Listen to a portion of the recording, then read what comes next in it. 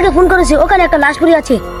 আমি কোনো চিন্তা করি না দেন, আমার স্যার যে মিশনের নামে সেই মিশন জীবনে সাকসেসফুল হইতো না। হেট কি কই এর কথা শুনে মাথা সমস্যা আছে। দেখছুন বিমান গুলি আনছি এটা এক মনে জানে না, আমার কর্মচারী আঙ্গাইতে পারে না। এসো, চল।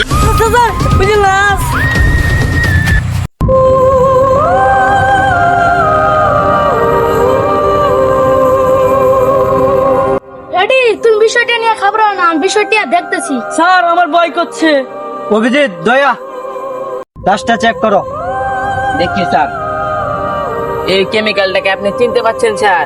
চিনতে পারছেন স্যার? না। আমিও চিনি না কেমিক্যাল। দেখো অভিজিৎ, এটা আমাকে দাও। স্যার, হ্যাঁ।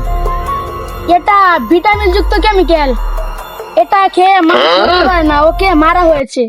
ঠিক কথা বলেছ। হেডিক, লাস্টটা নিয়ে আমার চেম্বারে চলো। রক্ত নিয়ে পরীক্ষা করতে হবে কিসের জন্য মারা আছে।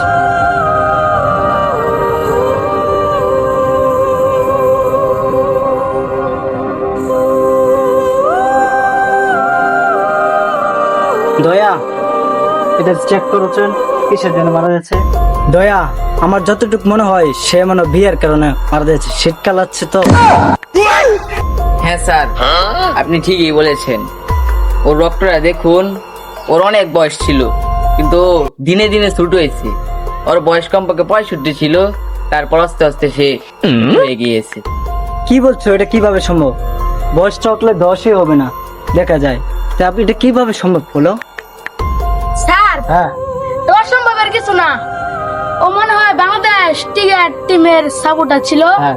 বাংলাদেশ ক্রিকেট তেমন দিনে দিনে ছোট হচ্ছে, ও মনে হয় এরকম ছোট হচ্ছে।